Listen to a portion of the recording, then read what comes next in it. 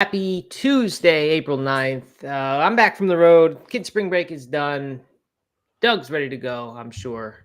Today we got interesting stuff. The big article today, the thing we're talking about is this idea that big food companies, processed UPF junk food companies, are jumping on the anti-diet movement. I think you also call that maybe the intuitive eating, very similar kind of movement. So we'll talk about that. We'll see if that's good or bad, if the whole movement is good or bad. And surely there will be some controversy there. We'll see. Doug, how are you doing today?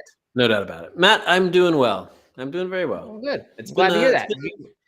Been a minute since we've done one of these shows together, so I'm a little out of practice. Right, but we didn't do Thursday. Is that what you mean?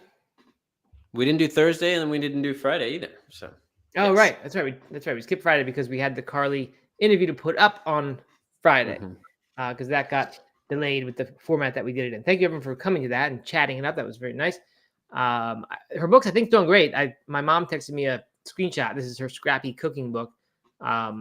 That it was 12 overall in Amazon, which is about as well as books do. So yeah, fantastic for her. I don't know how long. 12th best. 12th as well. Yeah.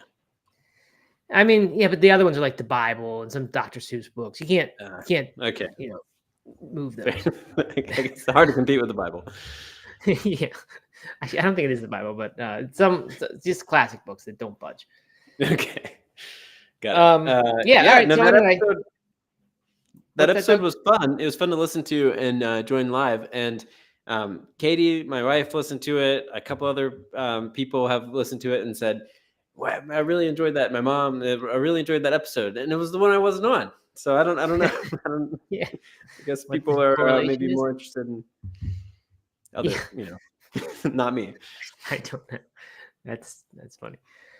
All right, good. Well, let's see. We yet again did not meet up when I was in Asheville. I hoped that we might, but then we had our dogs in Asheville and our cat. So 5 animals in the house, and there was some stress that happened because the animals were not all getting along. So we ended up leaving earlier than planned. And once again, you and I did not get together, but it will happen soon enough. Yeah, well, I'm not holding my breath, but I hope so. Yeah, me too. All right. Well, good morning to everyone who's here. Britters, Sarah Slem, Leslie Knight, Allie, Big Media X Claus, Matt O'Connor have all checked in with a good morning. So good morning to all of you. I'm a little tired today. I didn't have a great sleep last night, but feeling good after the weekend. And I wasn't off last week, but I did some traveling and stuff. Enjoyed some time with the kids and all that. So anyway, I'm ready to go other than being tired. How about you, Doug? Everything good? Everything's good. 2 mornings in a row of back-to-back runs. Got a gym workout in on Sunday, so I'm feeling strong, feeling good. Yeah, good. All right. Are you doing any kind of program with this gym thing of yours, or are you just randomly doing exercises? No, I'm following my friend's lead, who's not doing a program, but he has I think maybe around like 8 different upper body exercises that he does, and so I'm just kind of following his lead. But you like writing down what you're what you're doing on it, and like so that you kind of keep moving up from there, or you just sort of weight wise, you mean? Yeah, like how much weight, how much reps, so that you can build on it. Yeah. Good. So that's a difference. That's the difference between a very casual approach where you would just go in and just hang out in the gym, do some stuff. Yeah, I'd say it's somewhere in between that. Is kind of what we're doing. So I'm not going to go 3 times a week or something like that. It's just not what I'm interested in doing right now. So my goal is twice a week, and if I can do that and just focus on the upper body, and lower body is mostly running and cycling, other things that I'm doing, then I just still see how it'll progress, how I what I can bench, how that changes, what I can do with I don't even know the names. Inclined presses, right? Yeah. So that kind of thing. All right, good. All right, last thing I have is Eclipse. We need to talk about the Eclipse. Is there anything to say about it? I guess it went as expected, right? Doesn't one thing about those celestial movements is they don't often surprise. No curveballs. As I was watching, I was like, maybe the sun's going to get more than the 78% or something it's supposed to, because it looked like it was on pace to get the whole thing. And I thought, could they have been off by 20%? of how much the thing's going to go. And I said, there's no way they were off by any amount, not even 0.1%. So it did not cover the whole sun, but it was good. We got a nice 78% or something. Got the glasses, and my neighbor showed us a trick where you can punch a hole in a piece of paper. You know this? You get the shadow, and you can see the shadow of the eclipse even if you don't have the glasses. I thought that was cool. I never knew that. So I saw on Facebook, and this is real. Like, this is not a joke. Where people were like looking for Eclipse glasses in Black Mountain. Someone recommended just using a colander, and then I really don't think that that's right. And then I saw later that someone was actually using a colander, just looking through it to look through it. I would not mess around with that. No way. I was freaked out enough by the glasses because it's just hard to tell if they're real or not. Yeah, I wondered the same thing. I was like, if it's not hurting your eyes and you can see the sun, is it possible that you still have a bad pair of glasses that's letting harmful things in, and then a year from now or 10 years from now you're going to go blind? And because of that, but who knows? Hopefully not. But no, it was great for us. It was like 87%, 89%, something like that in Western North Carolina. And it was like the clouds were kind of coming in and going. So I just sat outside for about an hour, did a little work. Every when the clouds would pass, I'd look up, get a little glimpse. It was fun. I mean, it's cool. I think that it's a different like it's exciting, and it's really this awesome experience to watch. Even at 87%. But I think to get the full experience, you really need to be in the total 100% total eclipse. I think that would be like this monumental experience. It would feel a lot more powerful.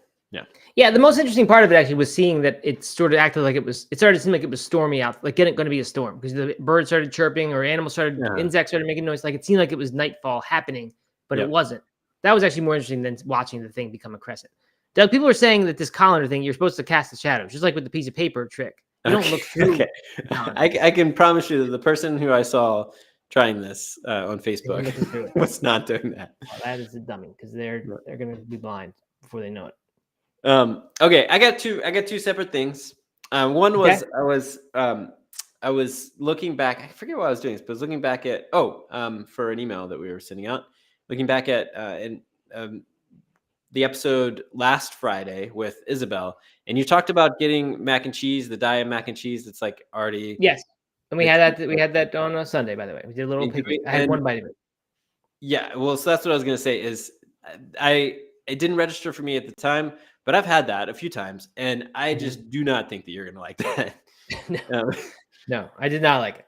I mean, I knew I wouldn't. Which is why I didn't serve myself any. I'll just have a bite of yours. And actually, no one liked it. Even my daughter, who generally likes that kind of crappy stuff.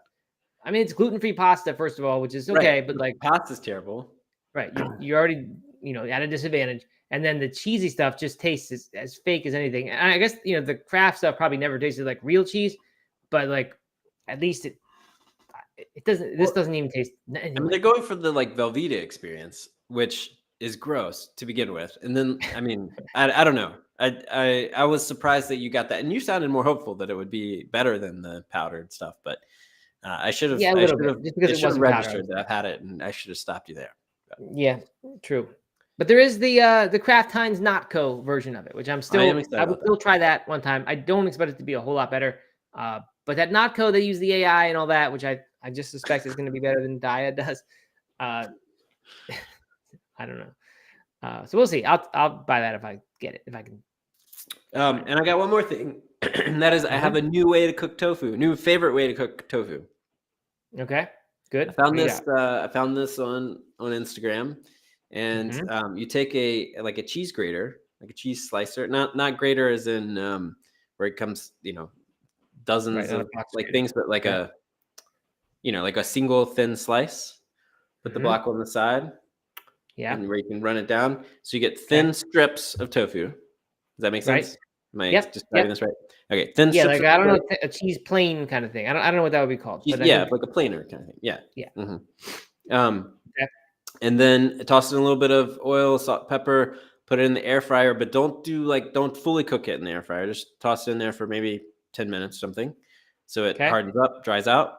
and then put that in your stir fry with the sauce and all the other stuff, and you get these like tofu, like almost noodle type things. Mine anyway broke in half for the most part, maybe in thirds. Some of them did, but they were so chicken-like and so delicious. I don't know. I was a fan, big fan. So do you cook it into the stir fry after you've kind of cooked it in the oven? Like, do you still fry it in the stir fry, or just kind of toss it in at the end to get warm? So I tossed it in. I cooked a lot of the vegetables, and then I added a coconut sauce, and I added it with that. So it continued to cook a bit with the sauce in the stir fry, but it wasn't getting fried anymore. It was just kind of getting hot. No. Okay. All right. Well, it sounds like the tofu skins idea, because with those you're supposed to cut or microwave them or whatever you do to cook them, and then you cook them in your stir fry.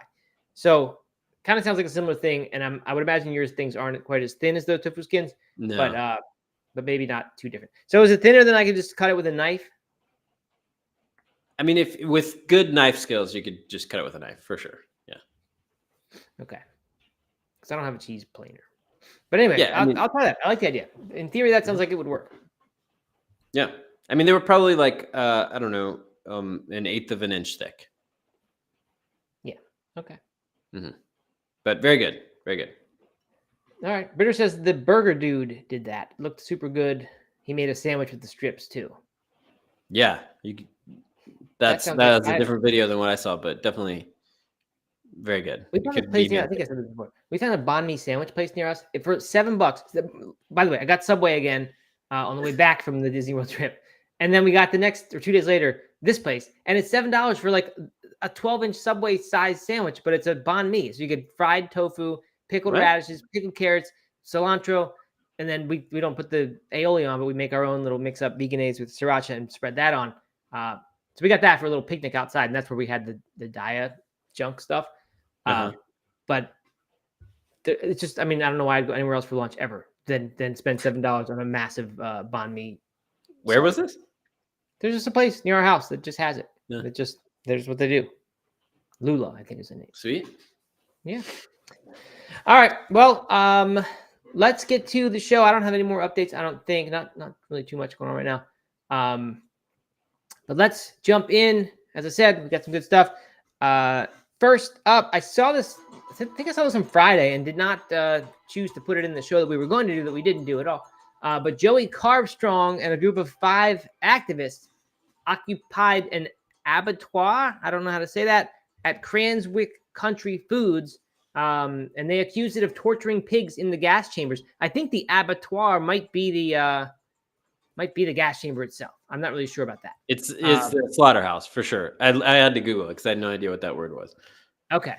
Wow, so you prepared for the show, huh? You read the thing and then Google. That's more than I even did. I just copy pasted and then copy pasted and then just read it for the first time here. I'm trying to be a good co-host here, man. Yeah. Anyway, so I saw this, and I like where I saw before. It wasn't from a vegan site. It was as it was happening, or 2 days later, and it was like a bunch of activists, including this one guy, Joey Carbstrong, are in this place right now, and it was almost like a TV, news hostage situation. No hostages, of course. They were just occupying it. Apparently, it was tied with the Pignorant documentary that we've talked about before, which is his thing. I don't know that much about him. I think he was in prison for a long time, and then I don't know when he went vegan, but he's now dedicated to this. So they occupied this gas chamber / slaughterhouse thing, and I don't know what you do when you occupy something. Do you know, Doug? You come from the you just sit in there. You just occupy it. You just okay. It's like a sit-in. Like Greta did this past weekend when she got dragged away from the highway. Usually you're in a place where you're not supposed to be. Right. And what's the point of occupying? Just to slow things down for the time being, and then you're never. Sometimes it would stop it. Sometimes it would slow it down. Either way, you're hoping for some sort of police activity that would. What's that?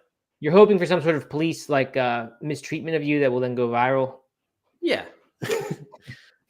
I mean, I don't know about mistreatment, but you're just making a statement, right? So I occupied our chancellor's office in college one time, and how do you feel about that afterwards? You feel proud about that, or you feel like why did I go in someone's office that isn't mine and occupy it?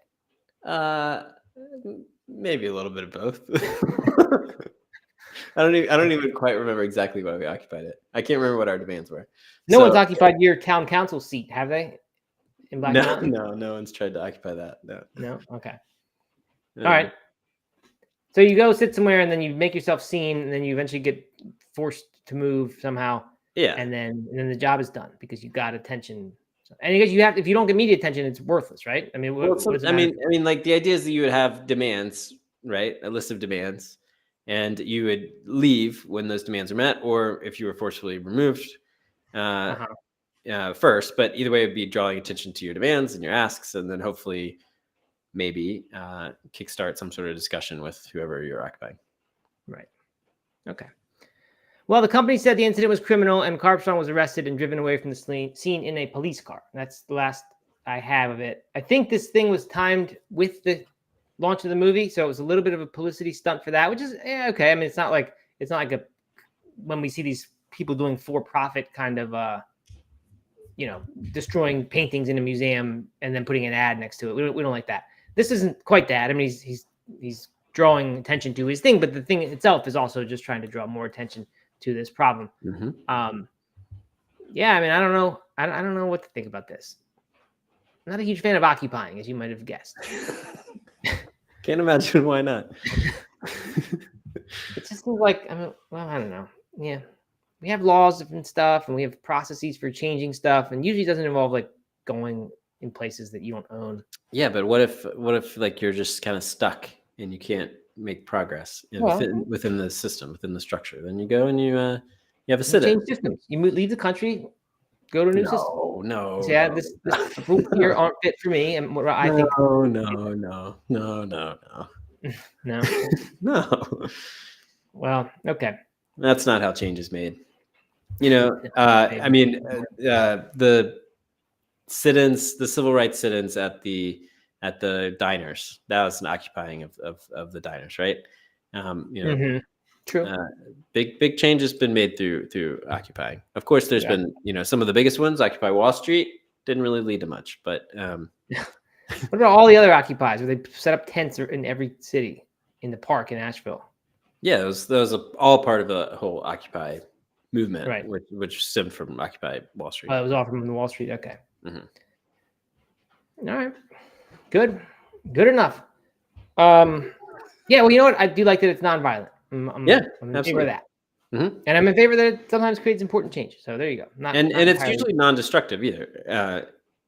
You're just going and you're sitting in an office or sitting in a slaughterhouse or whatever, and kind of causing some disruption, but not breaking anything. You're not allowed to just like proceed as would, right? Like still just put the pigs in, still turn the gas chamber on with you in there, and saying, you're on our property. You can't do that. Well, not if it's going to kill them, no. But I mean, or like run people over on a highway if they're just like blocking the road. You can't say, well, this is a highway for driving. We're just going to keep going. You definitely can't. What if they give the people? What if they're driving slowly forward and saying, listen, people, you got to move. I'm going to keep driving here. Just get up. Doesn't the pedestrian have to do something to defend themselves or to like respond?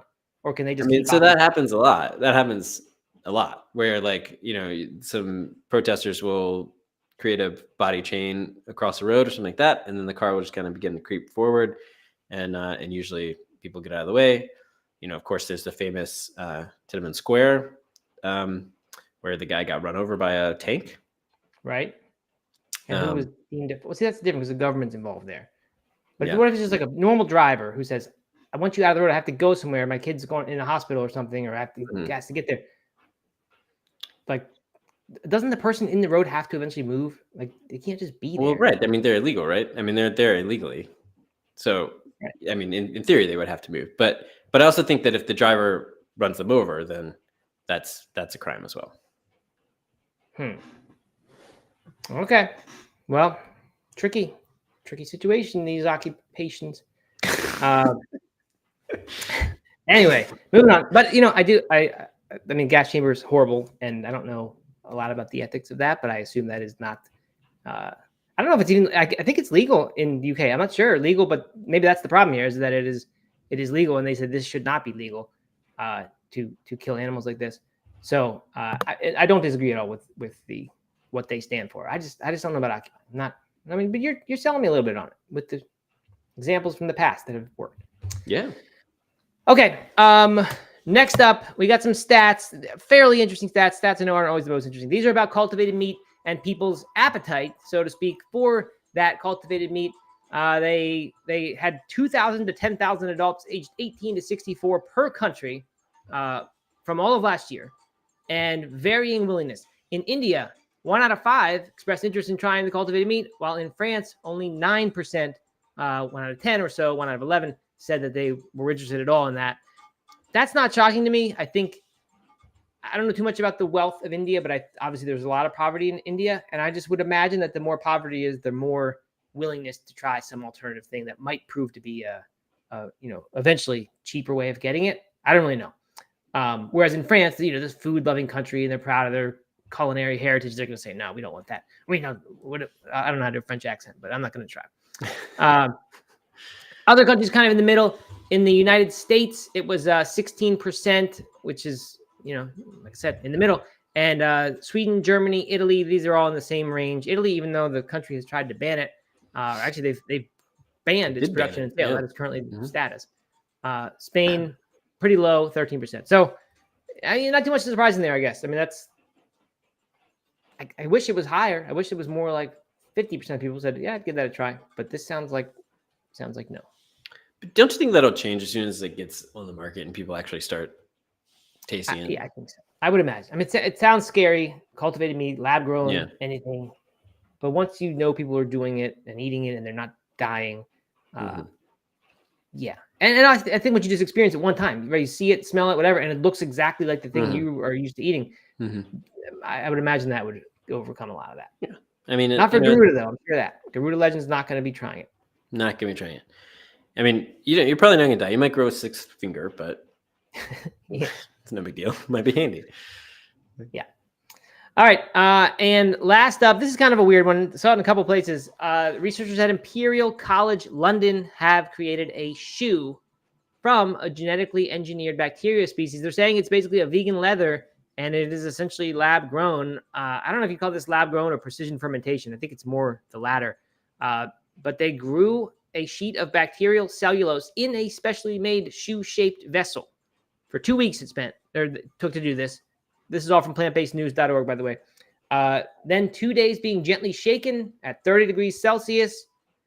Maybe that's 80 degrees, 90 degrees Fahrenheit or something. And this made the bacteria produce a black pigment. So that dyed the material. So now they're saying the big promise of this whole technique is that it may solve the dyeing, which is DYEING. Of the textiles, because that accounts for 20% of the pollution of clean water. So that seems pretty good. The leather production seems like the important part to me here, that we don't have to have animal skins used. And they can do other colors too. They can somehow modify the bacteria to do other colors. So they are excited about this. I mean, the shoe doesn't look very good. I'll tell you that much. Looks. Yeah, I'm going to try to find a photo over here. Hold on. It does not look trippy, as the kids would say. I mean, but what do you know about that? What do I know about what's drippy and what isn't? No, I mean, right? Like, it kind of looks like something that I have kids. Kind of looks like something that Billie Eilish would wear. And oh man, the rapper who was Yeezys. Kind of looks like Yeezys, right? Those slide things? Yeah. Yeah. I guess it kind of looks like those. Except I thought it looked way worse than that. I mean, it definitely does. So is that like a thick sole? Is that what's like a thick sole at the bottom and then it's like foot shaped at the top? I'm trying to pull it up in front of me as well, and I don't have it. I have it on the screen there. Oh, you have it there. Okay. Let me look at that. Yeah. I mean, the threads and stuff on top, is that supposed to look like that, or is that just like a mistake? Is it just a part of the process that did that? And the toes shape, like the toes are in there. It's just honestly, if it didn't have the toe shape, like if it didn't look like someone's actual foot was in there, right? It looks like a foot. That's the problem with it. Then, but yeah, I've seen that sole before on like different Adidas brand shoes, especially. Yeah, I mean, I don't think it's that bad. I don't think they're that far off. Is what I'm trying to say.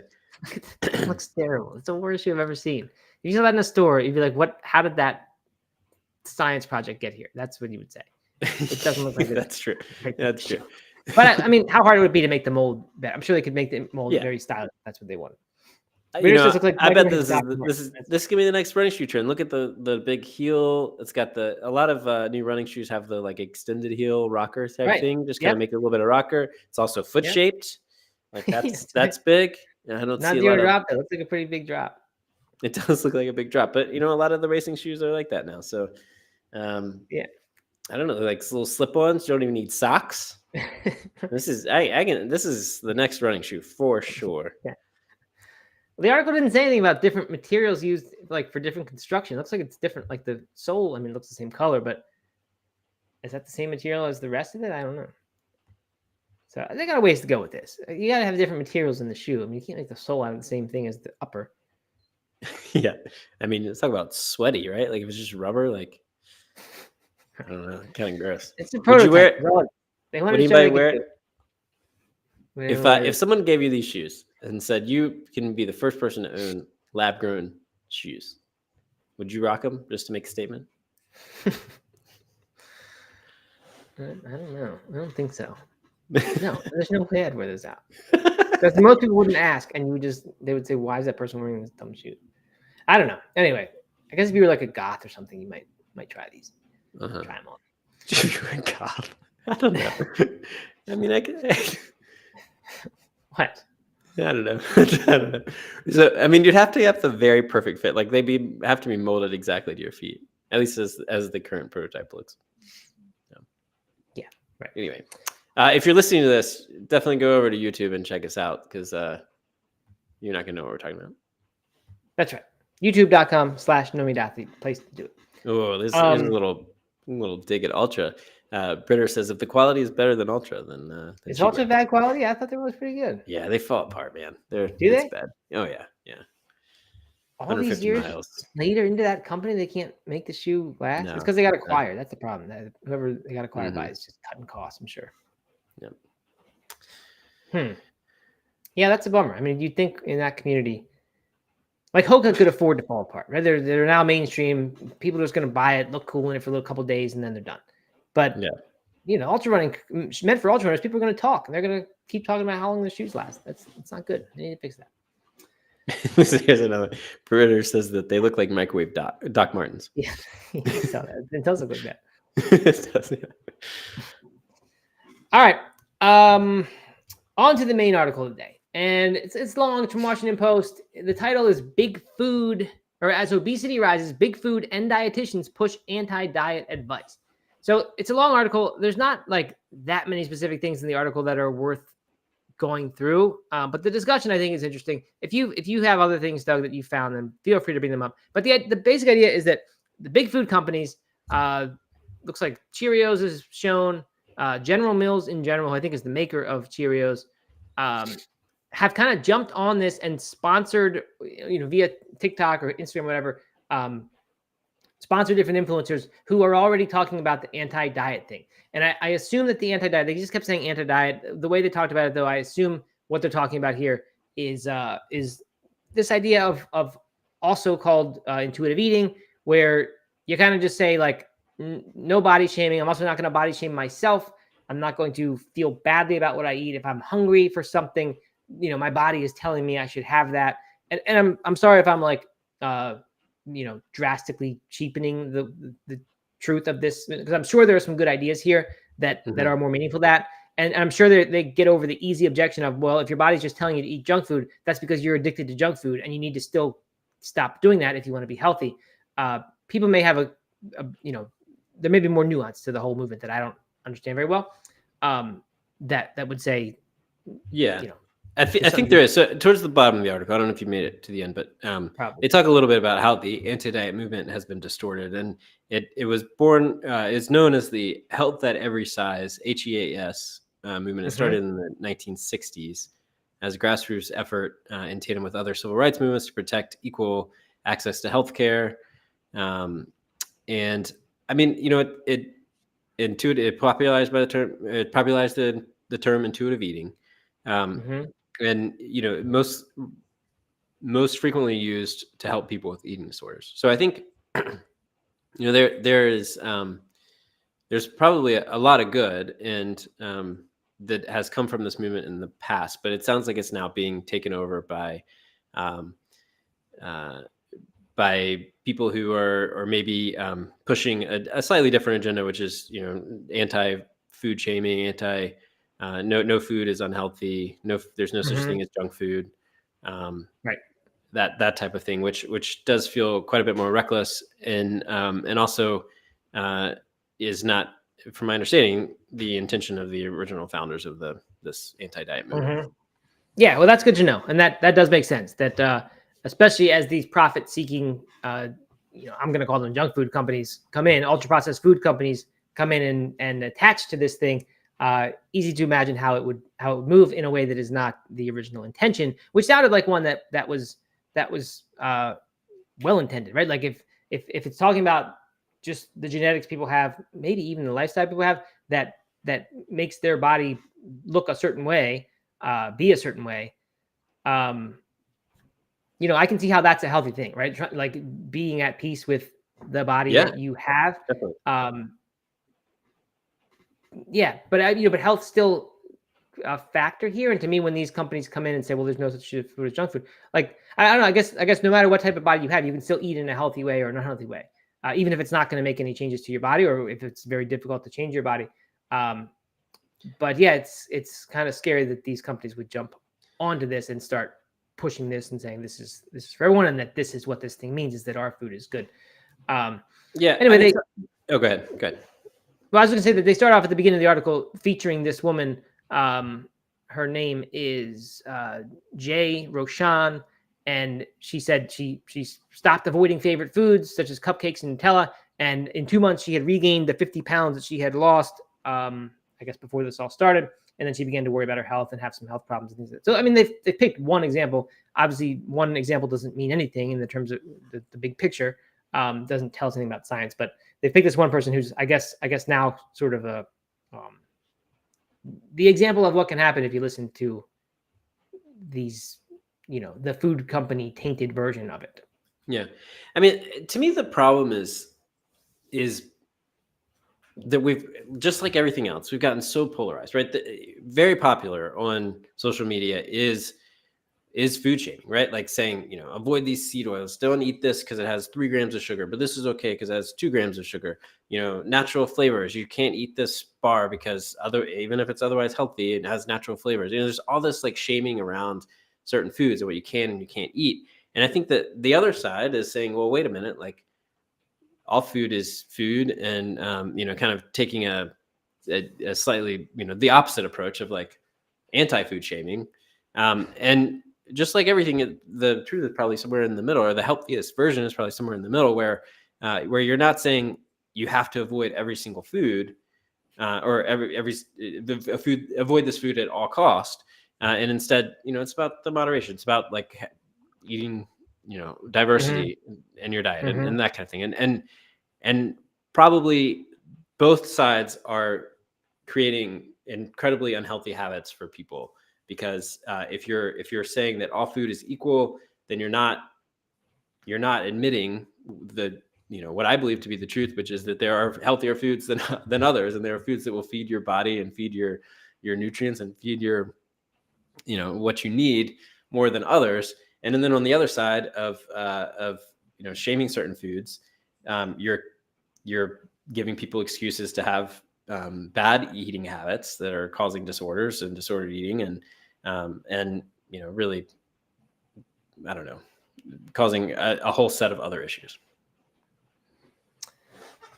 Yeah, I mean, I don't know. I guess I haven't thought about this stuff a whole lot. I had thought about the intuitive eating movement before, and I actually think that like there's something to it. I like you're kind of saying, like, I think at it, in the root of it, there's something good, and your body often does know what it needs. The very problem is the companies, though, that are involved in this article, right? Like that kind of food that exists allows the system to be hijacked, right? Those foods are designed to do the opposite, so that you can't really trust your body when it says it knows what it needs, because they're addictive foods, and they're designed to be that way. They're designed so that you consume as much of them as possible. Like, that's the whole point of them. and that's what ultra processed food is. So like that's all interesting. I guess I've never really thought much about I've thought about the body shaming thing, and I've wondered that but what if it's not shaming and you're actually just trying to help someone to be healthy? Like is I don't want to ask, is some amount of shaming good or natural? Because I don't think it is. Shaming obviously not good. But it all can't be good to just bury your head and be ignorant of the fact that what you're doing is unhealthy. Right. So like you said, there's got to be some kind of in between. But I've never really thought about food shaming. Like fat shaming, right? I get that. The idea of people being shamed for eating certain foods, it's kind of the same thing, but not entirely. Is this new to you, or is food shaming? No, I think food shaming is something I've thought a lot about. And part of right, I food shame you for your burritos all the time. Oh yeah, I know, and it's incredibly unhealthy for me. And it, no, but yeah, I mean, I think it feeds into people's psyches, right? Like it's one thing to say, okay, avoid seed oils, and for people to like go about their life and trying to avoid seed oils. Like that's probably not too bad, but when it's broader than that, when it's carbs or fat or desserts or any sort of sugar or any of that kind of stuff, I think it can lead to some really unhealthy behaviors, and also just get people like in a spiral where they maybe they eat a pretty healthy diet, but then they have a piece of cake that has sugar or whatever, and then they start feeling really bad about themselves and feeling really guilty and ashamed and shameful, and so then it just can spiral into really unhealthy behavior. So I think that especially food is just a very sensitive, I mean, we talk about food all the time, but food is a very sensitive subject that can lead to unhealthy behaviors on both ends. Yeah, they kill people. Yeah, I don't know. I guess I don't. Like I said, I haven't thought about it much. Like I get why body shaming, fat shaming, like that can be devastating, and I think it is wrong. Food shaming, like shaming someone for the choices they make with the food. I guess I feel like your body is like, well, in some ways that's a choice, but in some ways it isn't. But it's like the food choices you make. I mean, I don't know. Isn't it okay to make fun of someone's food choices that they make? Like if I think you eat burritos all the time and that's not the healthiest thing, isn't it okay for me to shame that?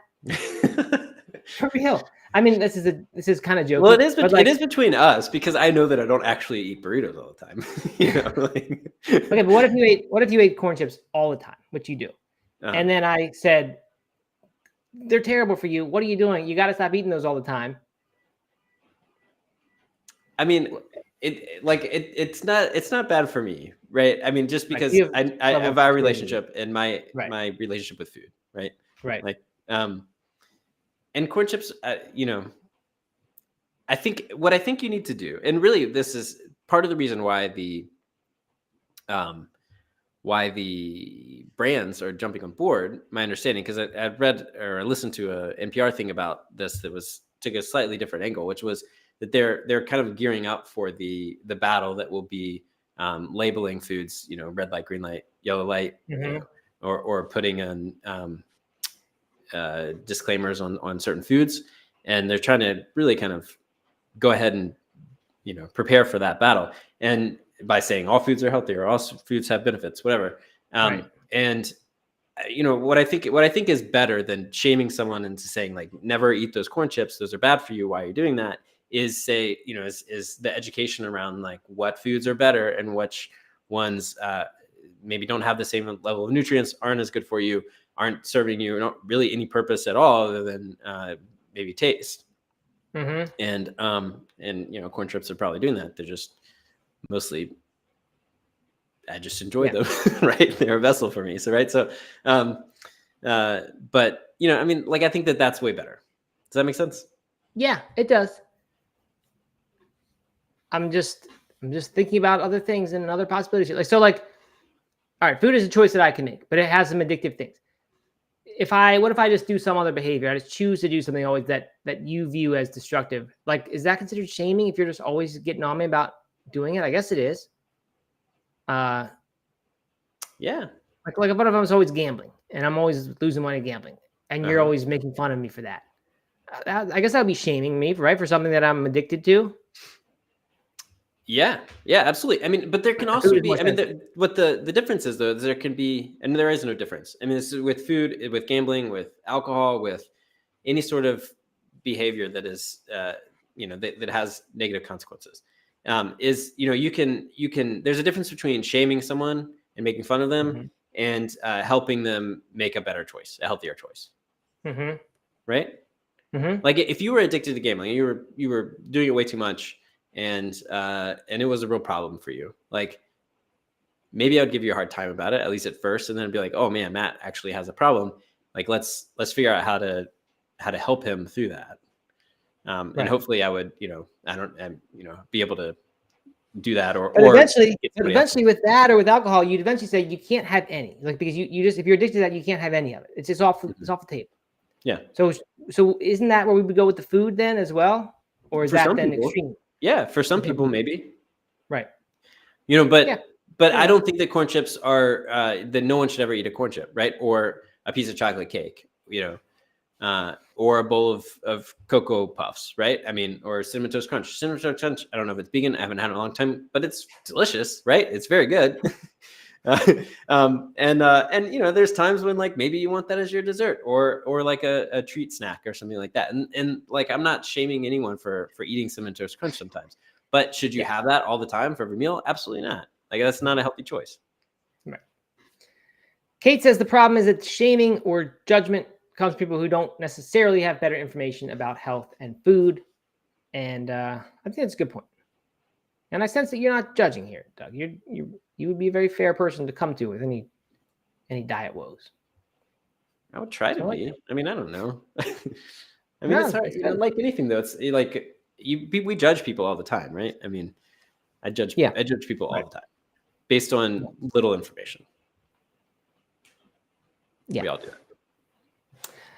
It's weird that, like, I feel like the people who are promoting non-drinking, they basically shame you for drinking. Definitely. I often feel ashamed. If I read people on Twitter who how to do good, they're saying you can't crush life if you're drinking. It's this, it does this. Even a glass of alcohol means that your next day is ruined. Like that's basically shaming, right? It's just not as, for whatever reason, it's not as sensitive of a thing as if I said that with food, or maybe food's not even that sensitive, honestly.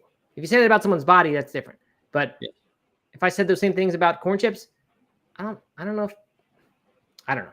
Yeah, I don't think people get too upset about it, but I mean, so I think that that's true, right? With alcohol. I mean, and I think that's actually at the detriment of the alcohol reduction movement. And the same thing with vegan, right? Like if we shame people for eating meat a little bit, like they're going to reject that. And if someone's like, you should never drink alcohol, I mean, I feel that way with some friends and stuff. And like, I want to be like, whoa, buddy, like, no, I can have my alcohol or whatever, and go the opposite direction.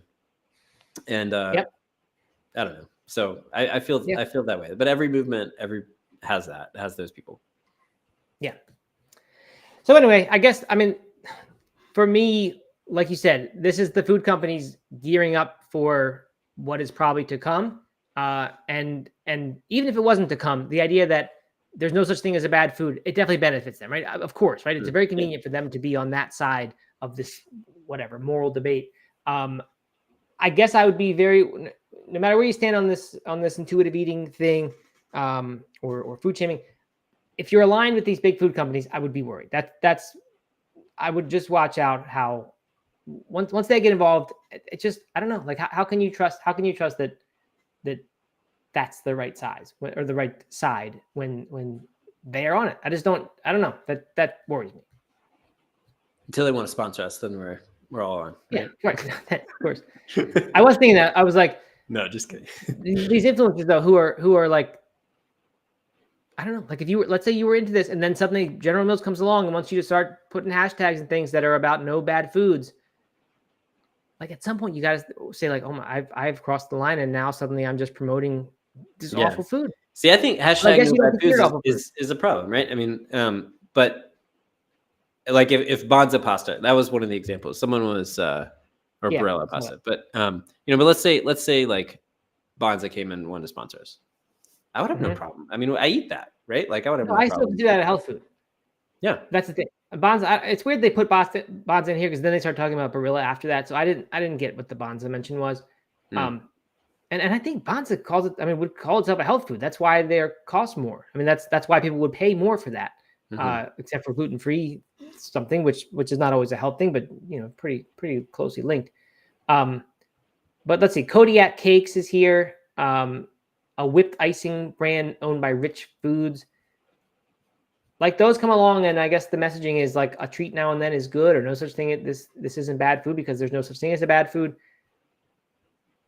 I would worry about giving that message to people. But like I said, maybe these influencers don't. Right? Maybe they don't feel bad about that because they completely agree that we're meant to just eat the foods that we want. And that is one way to live, is decide you just want to eat what is delicious and what's enjoyable, and you want to do what is enjoyable without much thought about what it's doing, and maybe burying your head in the sand and saying, this is healthy for me since my body wants it. So I'm sure there's a lot of people who do believe that. Yeah. I don't think that's right, by the way. I think that's not the best way to do it. I agree. All right. We haven't touched this topic before. It hasn't really come up that much, oddly, but I know it can be controversial to people. Yeah. All right, let's see. Quick couple things here. Bridger says, I'm sober, but fully support y'all enjoying a good beer. Rally on. I'll be the DD. Yep. Appreciate that. What else here? Big Media X says, I think one good example is that it's okay to have a dessert once in a while, but avoiding added sugar. Yeah, it's a good example, but I think some people, even that would be disagreed with by a lot of people, right? They'd say, no, I want to have added sugar. I want to have the dessert the way it's meant to be, the one that I grew up loving. That's part of me. I'm going to have that once in a while. See, I would disagree with that. Yeah, I mean, I don't think that there's, like, I enjoy a birthday cake when, the time comes. Like, I'm not eating cake every night, that's for sure, but, I'm not. Yeah, but there's no line. I mean, between that and I do have it every night because that's how I was raised, and that's just what to me is comforting, and that's what feels like living, is having this thing. Like, I have a drink most nights because that feels like, that's not how I was raised, but that feels like a comforting end of the day. It'd be nice not to do that quite so much. Yeah, I don't know. See, I wonder what's worse. Like obviously a huge piece of cake every night is not healthy. Also, a huge 8.88% beer every night probably is not healthy, right? But like, I wonder what's actually worse: a glass of wine or a slice of cake. Yeah, probably depends on a lot of risk factors and things. But yeah, I mean, given that a lot of research still suggests that the one glass of wine is healthy, I know it has mostly kind of been debunked recently. But given that it's like kind of right on that line of sometimes it's shown to be healthy, sometimes it's not. I'm going to say that one is the healthier one, whereas a piece of cake every single night. Yeah. Hard to imagine people finding much good in that. Unless you go to a different level than, what science shows about what it does for your body. And you say, well, mental health, important for me to have this. I get it. I mean, I don't know. Makes sense. Yeah. All right. Well, tater tots. River Cat. Kate brings up tater tots. I mean, tater tots. I'm gonna eat tater tots for the rest of my life. I'm not giving up tater tots unless I'm in real health trouble. Tater tots are a good example though, because I used to like tater tots, not like you do. I mean, I didn't love them, but I always thought they were pretty good. But they make me feel bad. They make my stomach. I feel awful after I eat them, so that's why I stopped eating them. And I guess perhaps, and I'm not here yet, but like, well, in some ways, eating healthy for a long time, like I don't like unhealthy foods the way I used to because they just don't feel as good. Perhaps as you kind of get more in touch with your body, more mindful. And I'm not trying to say that I'm the supreme example of this, but like you can imagine someone, this intuitive eating thing doesn't work very well when you are addicted to a bunch of these ultra processed foods. When you're not addicted to those, let's say you actually were to break that addiction in some form or another. I don't know what a healthy way to break an addiction is in people's eyes, but let's say you do that. Then I think you're a little better equipped to listen to your body when it tells you what it wants. I'm sure this is all discussed by a lot of people in the movement. Right? Like we don't know anything about it, so probably should stop pretending like we do. We're arguing about it. Well, interesting debate or interesting topic for sure. And I would say that big companies getting in is definitely not a good thing. Yeah, I agree. All right, good. Well, that does it for our show today. Kind of an interesting show. Maybe not the usual light and lively show that we often have, but hey, that's what we found today. That's what the article was. That's all there was. There wasn't much else. Hopefully we'll get some more stuff tomorrow. And then Thursday, of course. And we'll be back Friday this week. Should be back Friday with the No Meat Athlete radio version of this in the afternoon, where we talk a little bit more about fitness, but it's basically the same show, just with Isabel and sometimes Matt. Anything else, Doug? Or are we done? No, I think that's it. Okay. Thanks for watching, everybody. Thank you, everybody, for showing up. Thank you, Doug, for your opinions and level-headedness. Teach me about occupying and how it can be good, and helping us be moderate in our recommendations. And I think in general, that's right. Yeah. Thanks, Matt. Right. Thanks for always keeping me on my toes and shaming me for my chips. Yeah, of course.